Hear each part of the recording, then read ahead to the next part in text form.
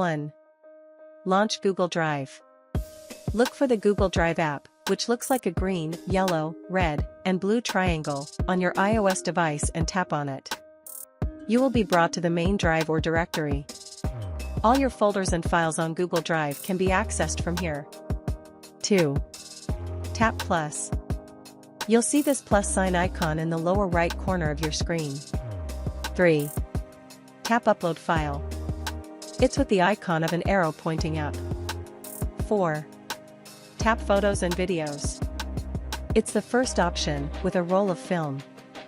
If this is your first time uploading photos to Google Drive, the app will ask for your permission to access your photo library. Tap Allow Full Access or Limit Access to continue. 5. Select pictures to upload. Go to the album or folder that contains the pictures you want to store on Google Drive. Tap on all the pictures you want to upload. The selected pictures will be marked with a check. 6. Upload pictures. Tap the Upload button in the top right corner of the menu box to upload the selected pictures to Google Drive.